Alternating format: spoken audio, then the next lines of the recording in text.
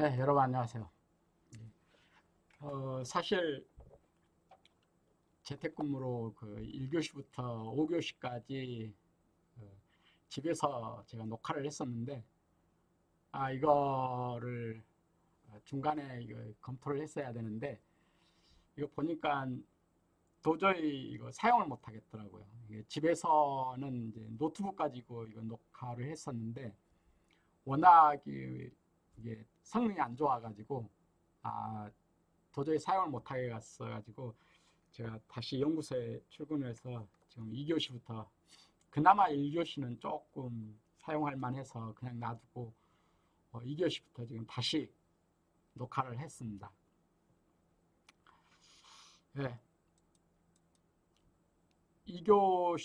2교시하고 3교시에는 이제 그 OSI 7레이어하고 TCP/IP 그리고 IP 버전 4하고 버전 6 그리고 DNS 이런 것들에 대한 그러니까 네트워크를 활용하기 위해서 알아둬야 될 그 중요한 프로토콜에 대해서 이제 스터디를 해보도록 하겠습니다. 어, 네. 제가 이 2교시 수업 처음 시작 부분에서는 이제 지난번 수업 시간에 통신 오류 검출에 대해서도 약간 하긴 했었는데 그때는 그냥 시간 부족해서 그냥 넘어가 버렸었는데 이 부분은 앞으로 조금 필요할 듯 싶어서 이 부분은 다시 한번 들여다보도록 하겠습니다. 우리가 통신은 이제 송신 측과 수신 측이 있고 이 송신 측과 수신 측 사이를 이제 통신 매체가 연결이 됨으로 인해서 거기에 흘러가는 어떤 자료, 데이터가 있는 게 바로 통신이라고 그랬는데요. 그러면은 이 통신들이 통신 매체를 흘러가는 동안에 오류가 전혀 없으면 아주 좋겠지만은 사실 오류가 발생을 합니다. 오류가 발생을 하는데 이러한 오류들을 어떻게 검출하고 그걸 어떻게 고쳐주느냐 이게 굉장한 그 연구거리입니다. 연구거리인데 그 중에서 통신에 일단 오류가 발생했다 안 했다라는 거를 일단 검출하는 부분 그 검출하는 부분에서 먼저 알아보도록 하겠습니다. 통신 오류를 검출하는 것은 이제 특정한 데이터 길이의 중에서 하나의 비트에 오류가 있다. 아니면 여러 개의 비트가 오류가 있다. 아니면 어떤 데이터셋 전체에 어떤 오류가 있다. 이런 것들을 이제 찾아낼 수가 있습니다. 여기에서는 간단한 단일 비트 오류하고 두 개의 비트가 오류될 수 있는 이런 다중 비트가 오류될 수 있는 이런 상황에 대해서 한번 보도록 하겠습니다. 그렇게 할 수 있는 방법이 그 페리티 비트 검사라고 하는 겁니다.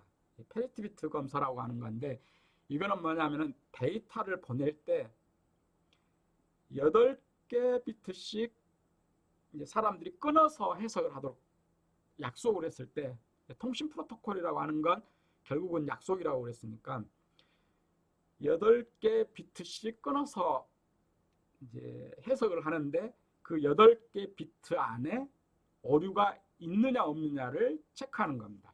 그래서 8개 비트 중에서 7개 비트에다가는 내가 보내고 싶은 정보를 보내고 한 개 비트에 페리트 비트라고 하는 내가 보내는 요 7개 비트 안에 오류가 있는지 없는지를 체크하는 비트를 하나를 보냅니다.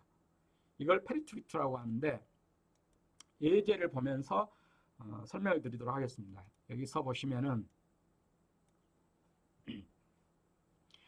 페리트 비트는 이제 홀수 페리트 비트하고 짝수 페리트 비트로 나눠지는데 어차피 원리는 똑같습니다. 홀수 페리트 비트를 보면은 여러분들이 보는 것처럼 아까 제가 말씀드린 것처럼 모두 8개 비트를 끊어서 이제 해석을 한다고 그랬습니다. 근데 8개 비트 중에서 7개 비트에는 데이터가 가고 한 개 비트에 페리티 비트인데 홀수라고 그러면은 이 페리티 비트 안에 요 데이터 안에 1이라고 하는 숫자가 홀수 개가 나타나도록 이 페리티 비트를 조정을 하는 겁니다.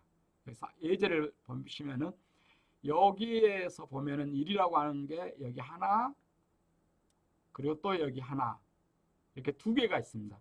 두 개가 있으니까 홀수계가 아니죠. 그래서 보내는 페리티 비트를 1을 집어넣어 줍니다. 1. 그러면은 저 부분에 1이라고 하는 게 3개, 즉 홀수계가 들어갔다라는 거죠. 그러면은 이걸 수신한 쪽에서 딱 저걸 검사해 보면은 홀수계에 1이 들어갔으니까 요 8개, 요 7개의 데이터는 정상적으로 나한테 도착했구나 라고 안심할 수가 있는 거죠. 체크할 수가 있는 거죠. 이것도 한번 볼까요? 여기도 보면은 데이터 중에 하나, 둘, 셋, 넷, 4개가 있죠. 1이. 4개가 있으니까 홀수계가 아니잖아요. 그래서 여기에서 1이라고 하는 거를 추가로 보내주는 거죠. 페리티 비트로. 이렇게 해서 이 8개의 한 개의 그 데이터를 체크하는 그 8개 블럭에서 홀수계의 1이 나오도록, 이게 바로 페리티 비트입니다. 자, 근데 여기에서 이제 한 가지 당연히 의문이 나올 수 있는 게 2개가 오류가 생겨버리면 체크를 못 하잖아요. 보세요.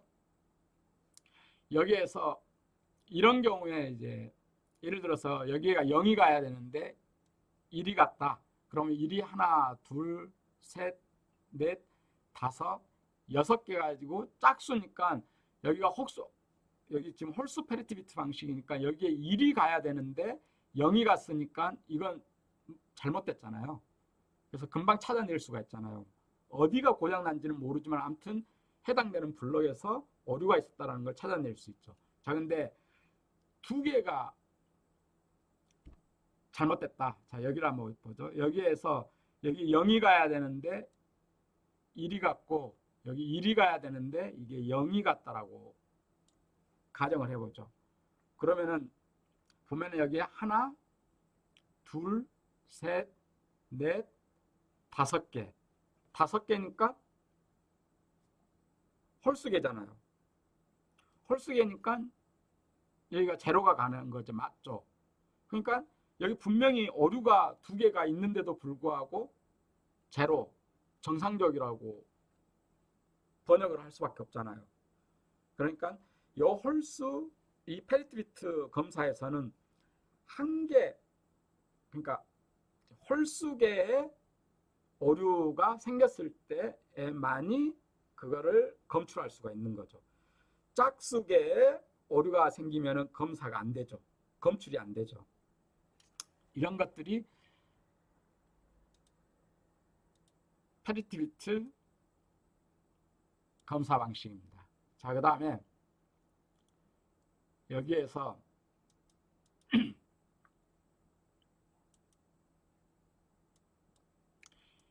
이번에는 이제 요 블럭 합 검사라고 하는 부분을 한번 보도록 하겠습니다. 여기서 보시면은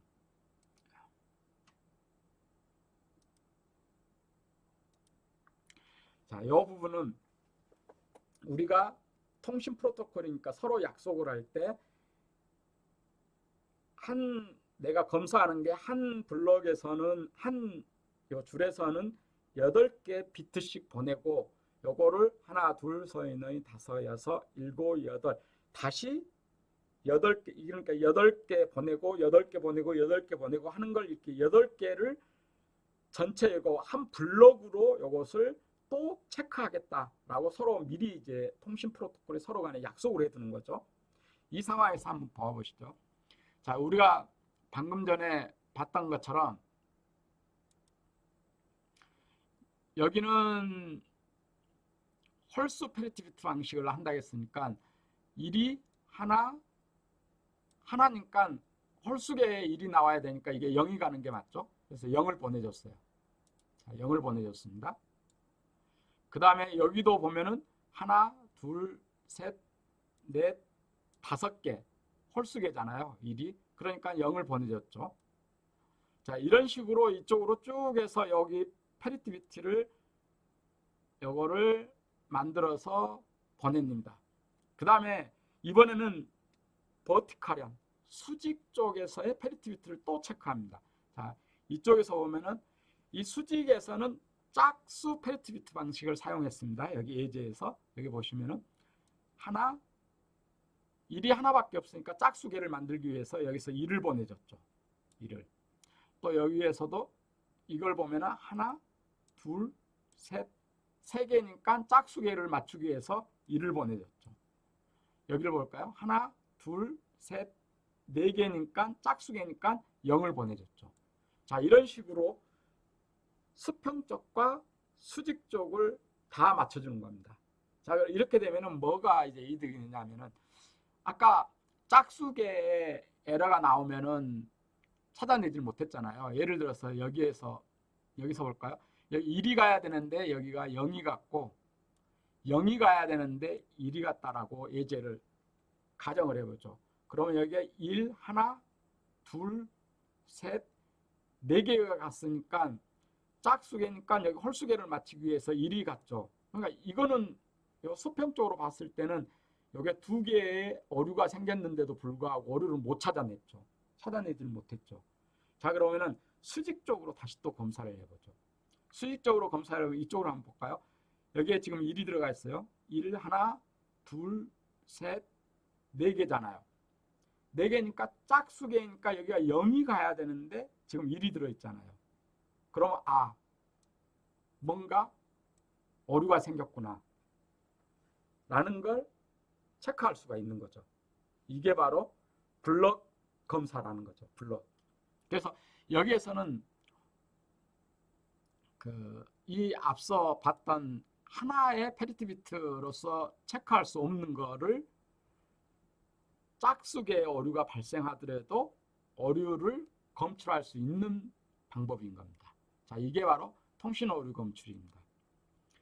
자, 그 다음에 지난주에 또 했던 것 중에서요, 유닉스, 리눅스의 권한에 대한 거를 제가 잠깐 설명하다가 거의 설명을 못했는데 이 부분도 이제 다음번 네트워크 수업 시간에 제가 리눅스를 직접 여러분들과 같이 PC에 인스톨해서 거기에서 해당되는 리눅스 명령어들도 또 해보고 할 텐데요. 거기에서 아주 중요한 것 중에 하나가 요 유닉스, 리눅스에서의 권한 관리를 어떻게 하느냐, 여기 아주 중요합니다. 여기 여러 군데에서 요 파트가 나오기 때문에 그래서 요 부분을 좀 보고 나서 넘어가도록 하겠습니다. 여기에서 보면은 크게 몇 가지 파트로 보여집니다. 우리가 여러분들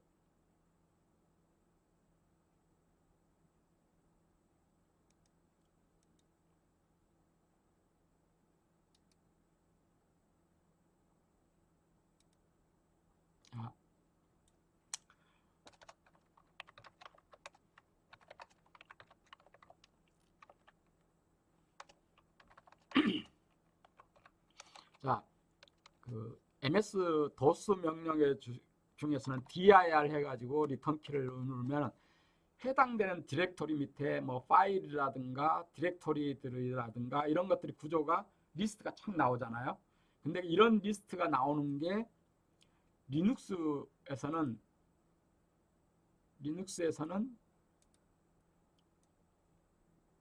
이런 지금 여기서 ls-al이라고 한 게 보일지 모르겠는데요. 이런 ls 명령어를 통해서 이렇게 리스트가 쫙 나옵니다. 리스트가 나오면은 리스트 나오는 것 중에서 보시면은 요 왼쪽에 요 파트, 그리고 요 숫자가 써져 있는 요 파트, 그리고 루트라고 써져 있고 여기는 레벨 1 이렇게 써져 있는 요 파트, 그리고 숫자가 또 써져 있고, 그리고 날짜가 써져 있고, 그리고 뭐 파일 이름이나 디렉토리 이름 이런 것들이 써져 있는 이런 것들이 나옵니다. 자, 이런 것들이 어떤 의미를 가지느냐라는 겁니다. 자, 보시면은 여기에서 중요한 게 이제 요 파트, 그리고 요 숫자, 그다음에 요거 요 숫자, 그리고 이렇게 날짜, 그리고 이렇게 하나, 둘, 셋, 넷, 다섯, 여섯, 7가지로 이렇게 분류가 할 수 있습니다. 요 부분이 바로 우리가 최대 관심사인 권한 관리하는 파트입니다. 권한을 관리하는. 요거는 이제 카피, 링크 되는 숫자니까 이건 넘어가고요. 요 부분이 그 다음에 우리가 관심사에 있는 요거는 요 디렉터리 혹은 요 파일의 소유자를 말합니다. 소유자. 그 다음에 여기 있는 요거는 그룹명을 말합니다. 그러니까 내 개인으로 따지면은 내가 있다. 이게 오너가 있다. 오너가 있으면 이 오너를 포함하는 어떤 그룹이 있을 수 있습니다. 그룹. 그러면 오너, 즉 나 자신하고 그리고 그룹이 있고 이 이외의 모든 사람이 어더입니다. 어더죠. 내 자신 오너, 그리고 그룹, 나를 포함하고 있는 그룹, 그리고 나와 내 그룹을 제외한 모든 사람들. 이렇게 나누어지는 거죠. 이때 여기에 써져 있는 게 오너, 즉 소유자명, 나 자신을 말하는 거고, 그 다음에 여기 써져 있는 게 내가 포함되어 있는 그룹명을 말하는 거고, 그리고 이 두 군데를 제외한 나머지 어더라고 하는 게 있고, 이런 의미입니다. 그리고 요거는 파일이나 디렉토리의 사이즈, 크기를 말하는 거고, 요건 날짜를 말하는 거고, 요거는 디렉토리 이름 혹은 파일 이름을 말합니다. 자, 여기까지가 돼 있고, 그 다음에 이제 중요한 게 보시는 것처럼 바로 요 권한 관리하는 요 부분입니다. 요 부분도 몇 가지로 나눠져 있는데 제일 앞부분에 요 D라고 써져 있는 요 부분은 그 파일의 속성을 가리킵니다. 예를 들어서 요 부분에 D라고 써져 있으면 디렉토리를 가리키는 거고, 대시라고 되어 있으면 파일을 말하는 거고, L이라고 쓰여져 있으면 링크를 말하는 겁니다. 이런 것들이 쭉 이렇게 있는데 이 중에서 중요한 거는 D하고 대시 요 두 가지가 중요합니다. 자, 그걸 말하는 거고, 그 다음에 나와 있는 게 또 이제 세 가지 그룹으로 나누어지는데요. 여기 RWX라고 되어 있고, 또 R-X라고 되어 있고, 또 R-X라고 되어 있습니다. 이게 세 개로 그룹으로 이렇게 나눠져 있는데, 이게 권한 관리입니다. 여기 첫 번째 나오는 RWX라고 하는 요 파트는 요 소유자의 권한입니다. 그 다음에 두 번째 써져 있는 거는 요 그룹의 권한입니다.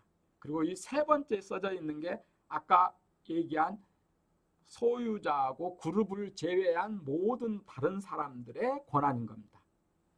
그 다음에 여기에서 RWX는 각각 read, write, 실행, executable 요 세 가지를 가리킵니다. 그래서 RWX가 각각 다 존재하면은 예를 들어서 소유자명 첫 번째 RWX가 다 있으면 이 소유자는 read도 할 수 있고 write, 이 write라는 것은 수정도 할 수 있고 삭제도 할 수 있고 뭐 이런 권한입니다. 그리고 X, 실행도 할 수 있구나 라는 것을 알 수가 있습니다.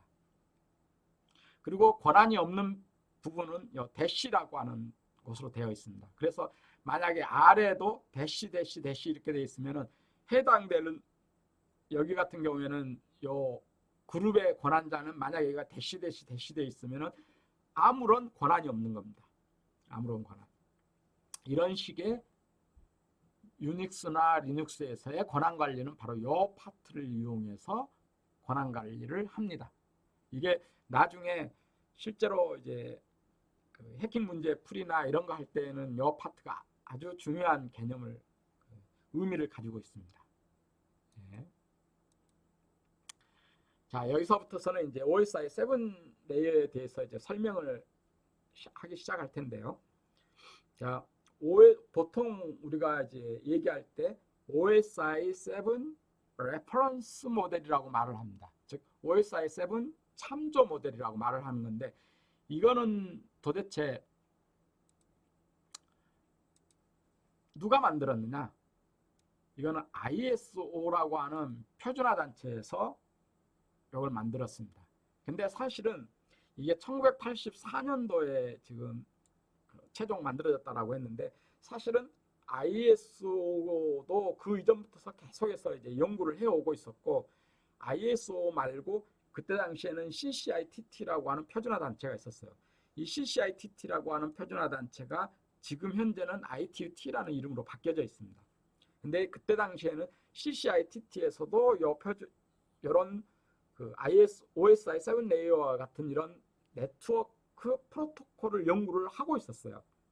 그러다가 결국은 전 세계 사람들을 상대로 하는 어떤 규약을 만드는데 굳이 따로따로 할 필요 없다 해가지고 두 표준화 단체가 합동을 해서 결국 만들어진 게 1983년부터 합동을 해서 84년도에 ISO 7498이라고 하는 이름으로 공표가 됐었죠. 그리고 ITT에서는 X.200이라는 이 두 가지 표준은 똑같은 겁니다. 그 표준이 만들어졌습니다. 그런데 이 표준 그럼 뭐 하려고 만들었느냐? 당연히 송신자와 수신자가 있는 요 네트워크 사이에 어떤 프로토콜을 이용해서 통신을 할 거냐, 바로 요걸 만들어내기 위한 거죠. 표준화를 위해서 만들었죠. 프로토콜. 네트워크 프로토콜의 표준화를 위해서 만들었는데 왜 참조 모델이냐? 이건 가이드라인이어서 그렇다라는 거죠. 가이드라인. 물론 이 OSI 7레이어를 통해서 통신은 가능합니다.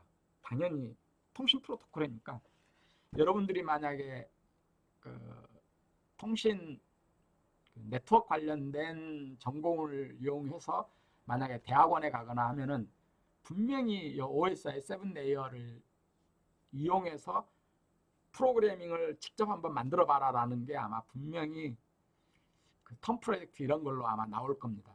저도 대학원 석사과정 때 이런 걸 했거든요. 예, 아무튼 이 OSI 7레이어가 그래서 레퍼런스 모델로서 1984년도에 만들어졌었고, 요 7레이어가 여기도 써져 있지만 한눈에 들어올 수 있도록 공부하기 좋은 그런 참조 모델로 만들어졌었고요. 그리고 TCP/IP라고 하는 여러분들이 잘 아는 인터넷에 대한 이 모델은 사실은 인터넷 자체가 처음 만들어져서 전 세계에 퍼지기 시작한 게 사실 미국 국방성 산하에 있는 그 달파라고 하는 조직에서 이걸 시작을 했었기 때문에 사실 미국의 입장이 굉장히 많이 반영되어 가지고 이게 사실은 시작이 됐었죠. 그러다가 이게 OSI 7레이어가 1984년도에 이게 됐다라고 했는데 TCP/IP 모델 같은 경우 1982년 정도에 거의 완성이 됐거든요. 물론 그 이전에도 계속해서 써오긴 했지만은 이게 구체적으로 이게 출판돼 가지고 이게 정확하게 이게 셋업된 게 1982년 정도, 그 80년대 초반에 이게 셋업이 됐는데, 물론 우리나라에도 1982년도인가 아마 인터넷이 들어왔을 겁니다. 그래서 OSI 7레이어는 어떤 식으로 통신 프로토콜을 네트워크를 구성을 해야만이 잘할 수 있을 거냐, 이런 데 대한 참조 모델로서 또 스터디하는데, 공부하는데 사용을 하고 있고, 실제로 여러분들 요즘 인터넷 쓰는데 OSI 7레이어 쓰는 건 아니죠. TCP/IP만 그냥 쓰는 거니까. 이런데 실질적으로 사용하는 거는 TCP/IP 모델이죠. 자, 그러면 이 그림이 아주 의미심장한 그림 중에 하나인데요. OSI 7레이어하고 TCP/IP 그 모델에 서로 비교를 해놓은 계층인데요. TCP/IP 계층은 4계층으로 이루어졌습니다. OSI는 아까도 얘기했지만 7개 계층으로 이루어졌잖아요. 그러면 TCP/IP는 가장 밑에 네트워크 액세스하는 그 물리적인 계층이라고 보통 말을 합니다.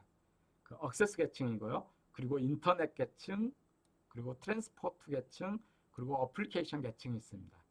그럼 OSI 7레이어에서 1, 2계층을 통칭한 게 TCP/IP에서는 네트워크 액세스 혹은 이것 자체를 그냥 물리 인터페이스 계층 이런 식으로 얘기를 합니다. 그리고 네트워크 계층이 그대로 네트워크 계층이고, 트랜스포트가 트랜스포트 계층이고, 그리고 상위 이 세 가지 계층이 TCP/IP에서의 어플리케이션 계층으로 나눠지고 있습니다. 그 다음에 여기에서 이런 장비들도 조금 눈여겨보셔야 되는데요. 보통 우리가 네트워크 장비 이런 걸 막 얘기할 때 허브를 집에다 달아라, 뭐 브릿지를 달아라, 스위치가 있다, 라우터가 있다, 이런 용어들을 쓰는데 그 해당되는 장비가 어느 계층까지 지원하느냐라는 게 아주 중요한 포인트입니다. 그래서 허브나 리피터 같은 경우에는 OSI 7A에서 봤을 때 물리적 계층만을 지원을 합니다. 허브나 리피터는. 그 다음에 스위치나 브릿지 같은 경우에는 데이터 링크 계층까지 지원을 합니다. 물론 스위치가 여기에도 있습니다. 스위치가 여기에 있는데 그럴 때는 보통 L3 스위치라고 말을 합니다. 그러니까 레이어 3를 지원하는 스위치다 라고 말을 합니다. 그리고 라우터는 보통 레이어 3를 지원하는 거니까 라우터라고 하고요. 이거는 네트워크 계층까지를 지원합니다. 그러니까 그 다음에 여러분들 집에 가지고 있는 지금 공부하고 있는 요 호스트 컴퓨터, 요 PC는 1계층부터 7계층까지 모두를 지원한다라고 보면 됩니다. 자, 이런 것들도 염두에 두시고 있으면 좋습니다. 자, 그 다음에 여기까지 하고 잠시 쉬었다가 3교시 수업을 하도록 하겠습니다. 자, 여기에서는 방금 전에 보셨던 것처럼 1계층 장비, 즉 허브나 리피터 이런 거는 사실은 물리적인 거리를 좀 멀리 이렇게 전달하기 위해서 이걸 사용을 합니다. 주로. 그래서 말 그대로 여기도 보면 아무것도 안 보고 그냥 그 물리적으로 나타나는 요 신호, 요 0, 1, 이런 신호를 단지 증폭해 가지고 보내는 그런 단순한 역할을 합니다. 그 다음에 이 계층은 데이터 링크 계층이잖아요. 이거는 맥 어드레스를 보고서 전달해 줍니다. 2계층. 맥이니 IP 어드레스. 3계층에서는 널리 주소니까 IP 주소잖아요. IP 주소를 가지고 전달을 합니다. 뭐 IP 주소니 맥 주소니 이거는 3교시 수업에 하기로 하고요. 자, 여기까지 합니다. 그래서 보통 물리계층에 대한 지원은 리피터나 허브 이런 것들을 하고 데이터 링크 계층까지의 지원은 브릿지하고 L2 스위치가 하고 네트워크 계층, 즉 IP 계층에 대한 것은 라우터나 L3 스위치가 담당을 합니다. 네, 여기까지 하고 이 다음 3교시 수업에 나머지 OSI 7레이어하고 TCP/IP를 비교하고 그리고 이제 IPv4하고 DNS 이런 것들에 대해서 얘기하도록 하겠습니다. 자, 2교시 수업하셨습니다.